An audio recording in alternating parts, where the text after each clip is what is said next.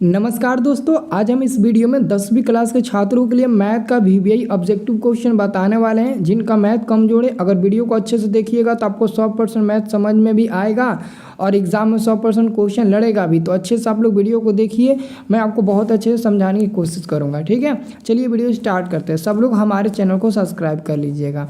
देखिए दोस्तों, आपका पहला नंबर क्वेश्चन कि निम्नलिखित में कौन परिमेय संख्या है। दोस्तों, परिमेय संख्या ऑप्शन नंबर बी होगा, क्योंकि ऊपर में √2 है, नीचे में √2 है। अगर ये दोनों कट जाएगा, ऊपर नीचे तो कट ही जाएगा, तो बचेगा सिर्फ 2। और 2 दोस्तों रूट में नहीं है, तो जो रूट में नहीं होता है ना, वही हमारा परिमेय संख्या होता है। तो ऑप्शन नंबर बी हो जाएगा।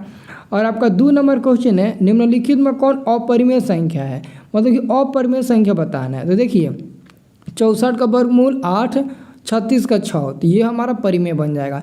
81 का वर्गमूल 9 निकलेगा, ये भी परिमेय बन जाएगा।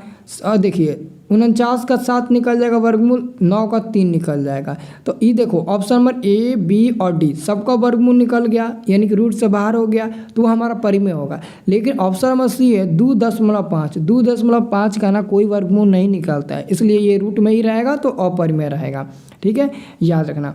अगला हमारे पास क्वेश्चन है दोस्तों 3 नंबर, निम्नलिखित में कौन अभाज्य संख्या, प्राइम नंबर। अभाज्य संख्या उसे कहते हैं जो किसी से भी 9 कटे। तो 9 आपका 3 से कट जाएगा तो नहीं होगा, 15 5 3 से कट जाएगा नहीं होगा, 27 3 9 से कट जाएगा नहीं होगा, लेकिन 11 तो कुछ से नहीं कटेगा। तो जो किसी से भी नहीं कटता है, बस अपने आप के ही अंक से कटे और 1 से कटे, वही हमारा अभाज्य संख्या होता है। 4 नंबर क्वेश्चन है, यदि n एक प्रकृत संख्या है तब n क्या होगा। तो n प्रकृत संख्या है तो n बराबर क्या होगा, 1 होगा, 2 होगा, 3 होगा, 4 होगा, यही ना प्रकृत संख्या होता है, और भी होगा। तो अगर हम n की जगह पर 1 रखें तो रूट में 1, तो इसका वर्गमूल 1 निकल जाएगा। अगर 2 रखें तो ये नहीं निकलेगा, यानी कि रूट 2 ही हो जाएगा। अगर 3 रखें तभी नहीं निकलेगा, रूट 3 ही हो जाएगा। अगर 4 रखें तो निकलेगा, तो 2 मिलेगा। तो देखिए ये √2 √3 आपका क्या है, अपरिमेय संख्या। 1 2 का है तो 1 2 आपका प्रकृत संख्या है। तो हम कह सकते हैं कि कभी प्रकृत संख्या मिलेगा, कभी अपरिमेय संख्या मिलेगा, जो कि ऑप्शन नंबर डी में दिया है। तो डी नंबर आपका बिल्कुल सही जवाब हो जाएगा। 5 नंबर क्वेश्चन है, 2 परिमेय संख्याओं के बीच अधिकतम कितनी परिमेय संख्या हो सकती है। तो अनंत हो सकता है। ऑप्शन नंबर आपका डी नंबर बिल्कुल सही जवाब हो जाएगा, इसे अच्छे से याद रखिएगा। दोस्तों, अगर आप 2025 की तैयारी कर रहे हैं, आपकी तैयारी बेहतरीन तरीके से नहीं हो पा रही है और ऊपर से आपका मैथ भी कमजोर है, तो चिंता मत करिए।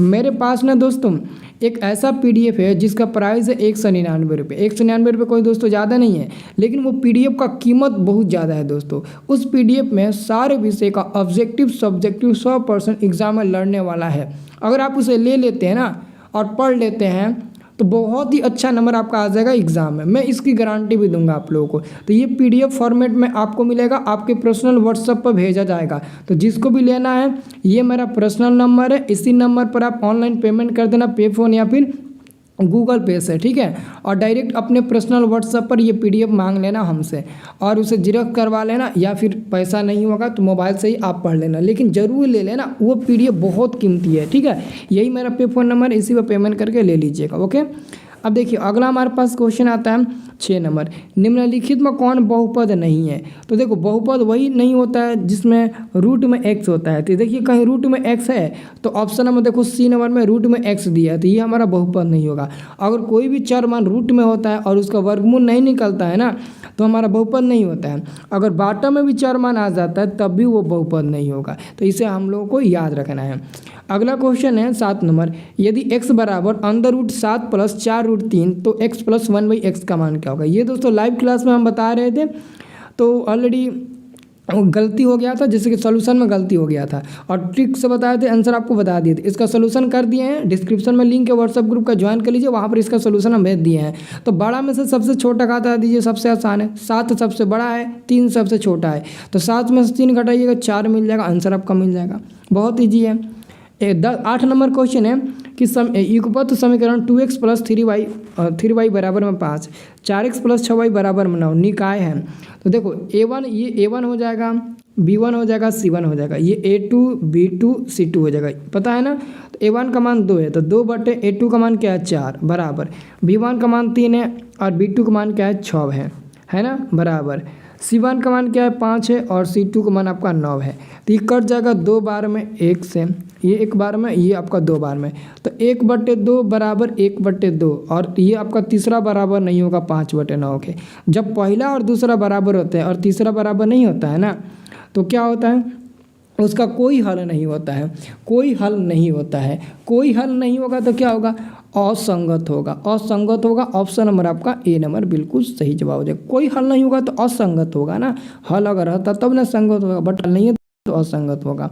अगला क्वेश्चन है 9 नंबर, यदि बहुपद px बराबर x² माइनस में 2x उसके शून्य का अल्फा का बीटा हो तो अल्फा इंटू बीटा का मान। तो दोस्तों यहाँ से a का मान निकालिएगा, x² के पीछे एक छुपा हुआ है। b का मान निकालिएगा तो x के गुणांक -2 हो जाएगा। c का मान निकालिएगा तो 5 हो जाएगा। और अल्फा इंटू बीटा का मान दोस्तों फार्मूला क्या होता है, अल्फा इंटू बीटा का मान होता है c/a, तो c/a। c का मान 5 है और a का मान 1 है, तो 5/1 यानी कि 5 आंसर मिल जाएगा। ऑप्शन नंबर आपका ए नंबर वाला बिल्कुल सही जवाब हो जाएगा। अगला क्वेश्चन आपका है 10 नंबर, द्विघात बहुपद x² प्लस में 3x प्लस में 2 का शून्य क्या होगा। दोस्तों इसका शून्य के निकालने के लिए हमारे पास सबसे ज़बरदस्त ट्रिक है। आपको इस मतलब बहुपद में कहीं भी माइनस नहीं दिखा दे रहा है। अगर कहीं भी माइनस आपको नहीं दिखाई दे रहा है तो 100% x का दोनों मान माइनस में मिलेगा। अब ऑप्शन में देख लो कि कहाँ पर x और y दोनों का मान माइनस है। ऑप्शन नंबर ए में दोनों प्लस से नहीं होगा, और बी नंबर में एगो माइनस है तो एगो प्लस है, ये भी नहीं होगा, और सी नंबर में भी एगो प्लस है तो एगो माइनस है, नहीं होगा। डी नंबर में दोनों माइनस में है, एक्स का मान -1 -2, 100% यही होगा। अब बना कर देख लो, तो ये ट्रिक से भी याद रखना चाहिए आप लोगों को, ठीक है। अगला क्वेश्चन है, यदि द्विघात समीकरण ax² plus bx plus c बराबर 0 के दोनों मूल बराबर है। अगर मूल बराबर होता है ना तो d बराबर 0 हो जाता है। आंसर आपका ए नंबर सही जवाब हो जाएगा।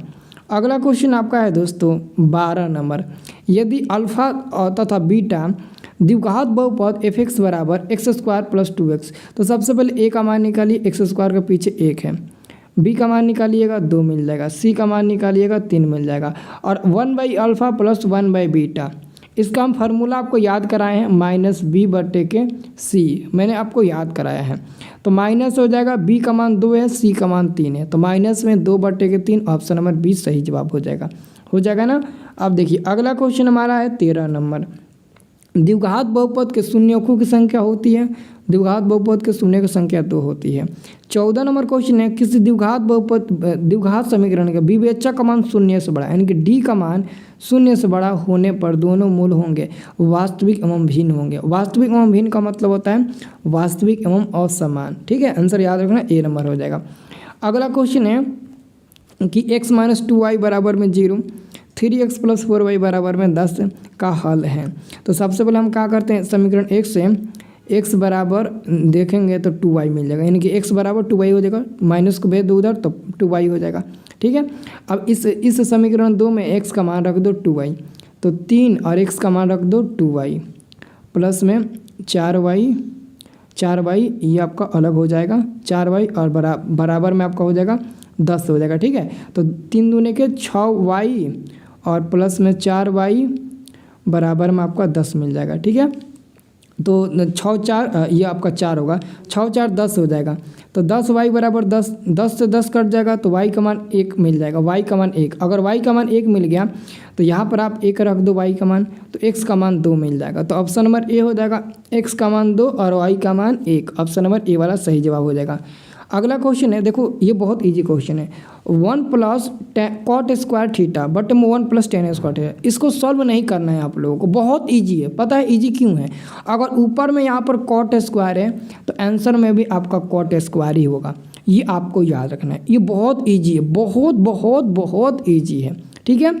और वैसे ही दोस्तों आप देखिए 17 नंबर क्वेश्चन, 17 नंबर क्वेश्चन है, यदि साइन थीटा बराबर 3/5 तो कॉस थीटा का मान क्या होगा। दोस्तों साइन थीटा का मान दिया है 3/4, तो 3/4 साइन थीटा है, तो साइन का मान होता है p/h होता है ना।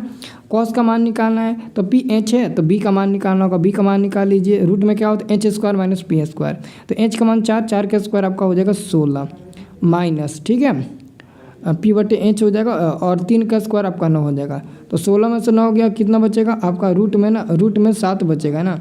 लेकिन दोस्तों यहाँ पर गलत नहीं ना दिया है, साइन थीटा 5 दिया ना, 3/5 दिया, सॉरी यहाँ पर 5 होगा, तो 5 का स्क्वायर आपका 25 हो जाएगा। 25 में से 9 घटेगा 16 मिलेगा, 16 का वर्गमूल 4 निकल जाएगा, यानी कि बी का मान 4 मिल गया। कॉस थीटा का मान होता है b/एच, बी का मान 4 और एच का मान 5 है, तो 4/5 ऑप्शन नंबर ए सही जवाब हो जाएगा। ओके, याद रखना। अब देखो, अभी आप लोग 16 नंबर जो क्वेश्चन देखे थे ना, वही है आपका 18 नंबर क्वेश्चन, एकदम सेम टू सेम है।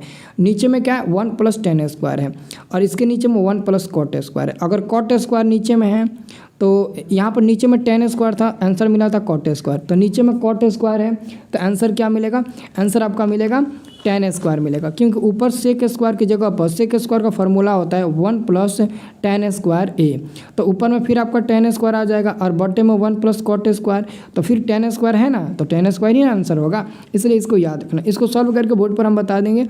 और अगला देखिए, ये 2 तो आप ऑलरेडी गुणा में है, तो 2 को छोड़ दीजिए, 2 गुणा में है, और बाकी क्या है, साइन 38 डिग्री बटे में कॉस 52 डिग्री, तो 38 52 को जोड़िए, अगर 90 मिल गया तो मान 1 मिलेगा, तो पक्का 90 मिलेगा, और 90 मिलेगा तो मान 1 मिल जाएगा। अब 2 में 1 में गुणा करिएगा तो 2 ही मान मिलेगा। ठीक है, अब देखिए आपका अगला क्वेश्चन है आपका 20 नंबर, 2 tan 30 डिग्री बटे में 1 + tan स्क्वायर 30 डिग्री, तो 2 गुणा tan 30 का मान होता है 1/√3, बटे में 1 + tan 30 का मान होता है 1/√3, लेकिन इसका स्क्वायर हो जाएगा। अब देखिए, ऊपर में ऊपर गुणा करिएगा तो 2/√3 मिल जाएगा, नीचे 1 + 1 का स्क्वायर 1, √3 का स्क्वायर 3। अब इसको बाटा का आप जोड़ बना लीजिए, बाटा का जोड़ बनाइएगा तो 4/3 मिलेगा, 2 एकम 2, 2 दूने के 4, ये √3 से ये 3 कर जाएगा √3 बार में, तो √3 जाकर ऊपर गुणा हो जाएगा और बाटा में 2 बचेगा, और √3/2 sin 60 का मान होता है, इसलिए हमारा आंसर sin 60 हो जाएगा। ओके, तो ये 20 प्रश्न आपके लिए बहुत इंपॉर्टेंट है। अगर ऐसे ही आपको वीडियो देखना है तो चैनल को सब्सक्राइब करिए, वीडियो को लाइक करिए, ढेर सारा कमेंट करिए कि आप लोग को ये कैसा वीडियो लगा। ओके।